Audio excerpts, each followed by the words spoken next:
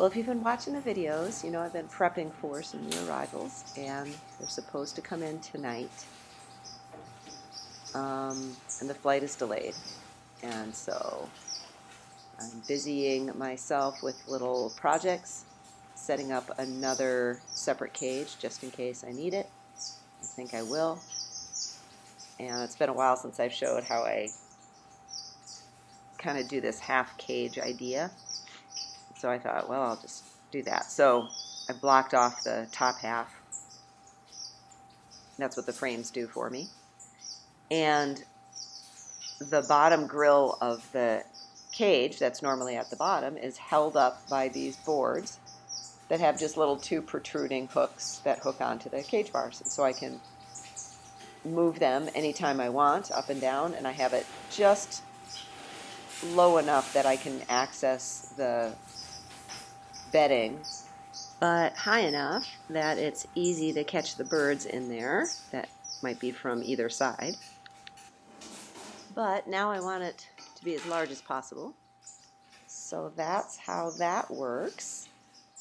The only thing I had to modify really was just cutting the handle off of the bottom grate, because that would prevent it from slipping up. Yeah, that's it. So that's handy. Nice tip, maybe, for someone, possibly.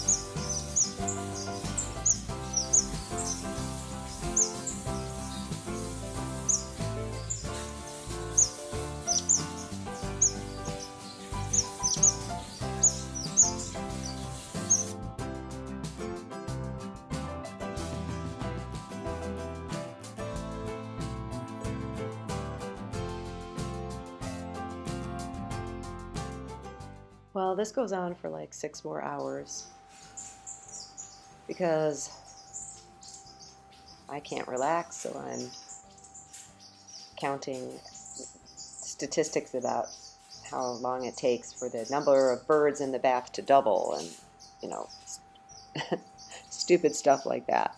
Because what else do you do when you're nervous and you're waiting for birds to arrive?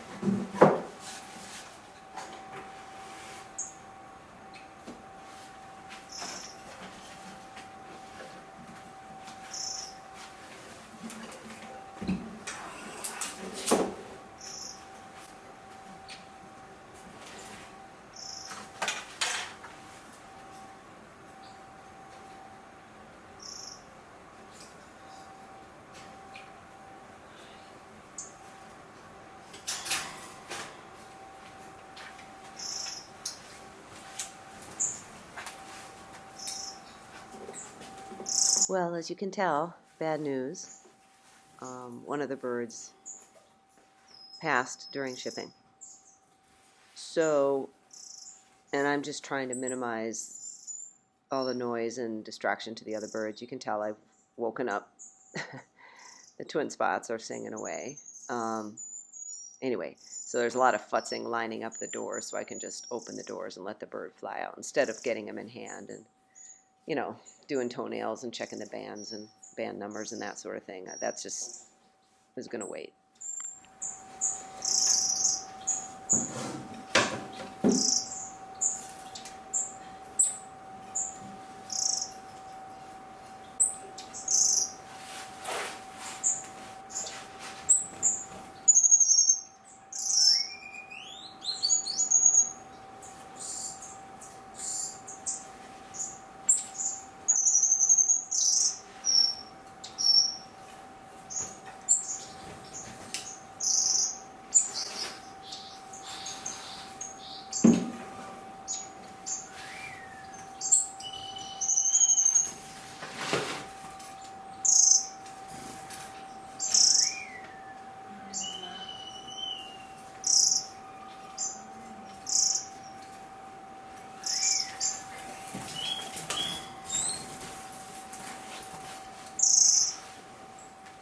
So, anyway, I'm recording this later. I was not happy at the time. Anyway, I thought I would show you some footage and kind of ease you into it, see for the people who want to guess what species there are based on the song and little clues.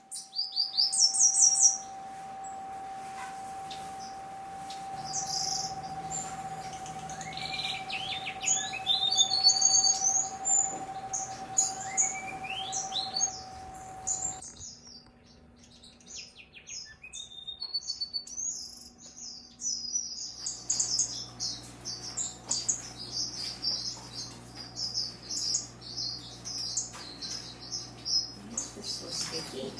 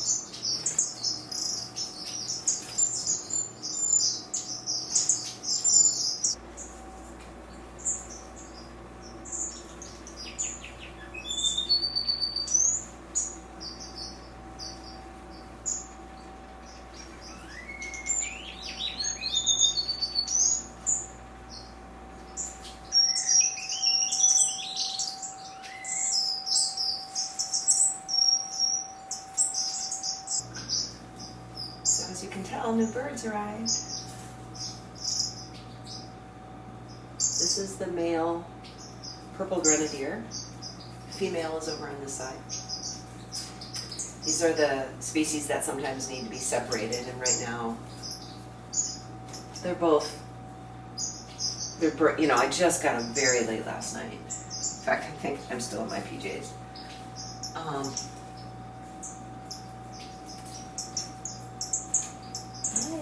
They're looking okay-ish. I mean, they have to recover.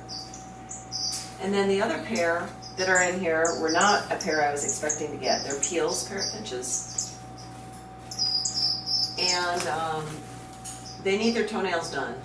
I normally wouldn't mess with them, but one, red-faced birds can be a trigger for the grenadiers, which is why they're with the female. But the female Peel's, the toenail is so long on the back, it's flipped. It's caught on the upper part of her leg, and so she can't perch very well, which is stressful. So, and they're going to go into that cage by themselves anyway. So I'm just kind of having coffee number 2 while I work up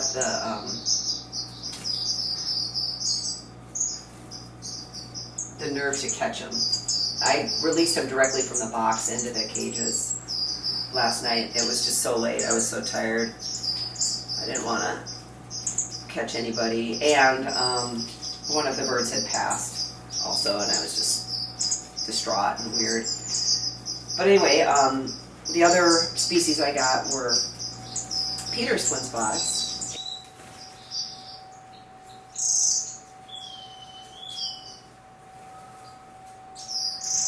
And there's the females over here, and she's been plucked. She's been, you know, they're overcrowded and quarantined, and they're stressed, and it's a hard process. And as you know, tragically, the male died during the shipping process. So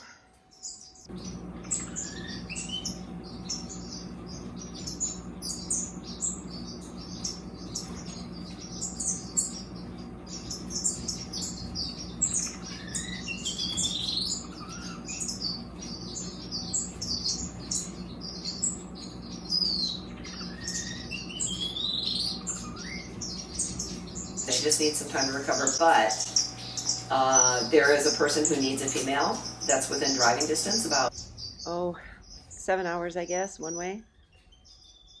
And although I was really, really looking forward to working with this species, it's better that they get paired up than for me to, you know, keep her to myself.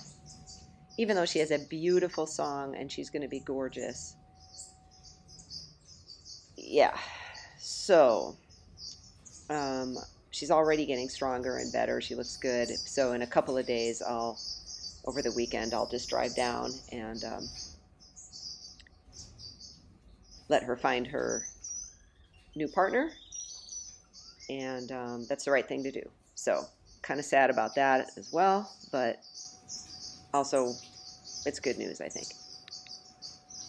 So because it's entirely likely that I will never see this species again in person, I'm just going to save these moments for my records, I guess.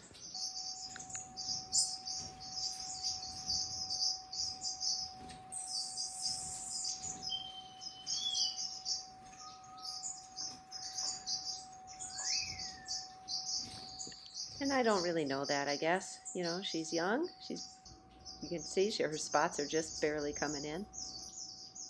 She looks good, bright-eyed. She's going to have a great life down there. Wonderful aviary. So, it's all good. Hi. How are you? These guys are just like the violet ears. They're very friendly. She probably wants worms from me. Do you want worms? I gotta catch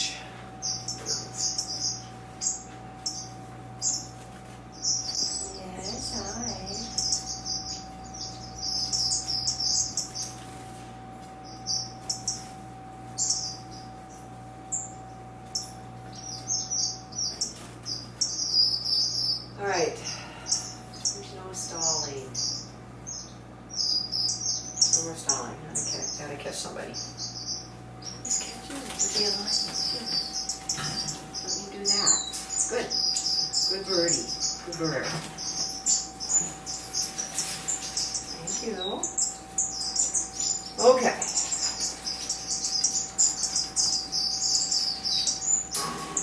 I know, it sucks. Then you'll have your own space.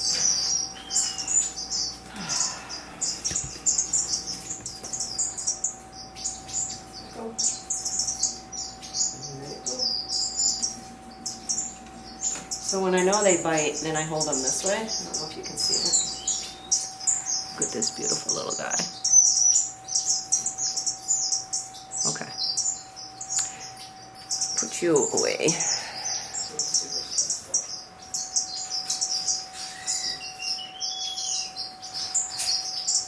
There you go.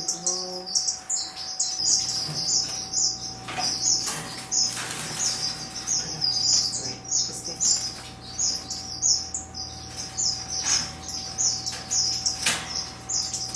Sorry. Okay, beautiful.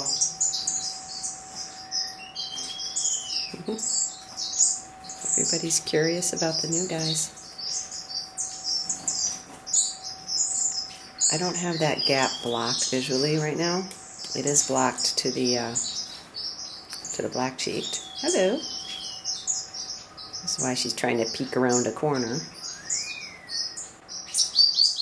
The reason those guys are over there in the first place is because once they are settled in and through a quarantine process, they would be a good fit with all the other guys that are in there. So I'll just open that up, that gap, and then they'll have triple wide.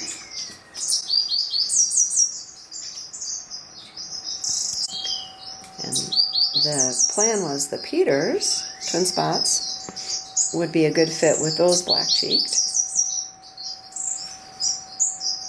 And then you guys are a good fit with nobody. So I'm going to end the video right there. Those are my new additions. And if you're watching this and you recognize your birds, thank you very, very much. And I'm sorry about the boy.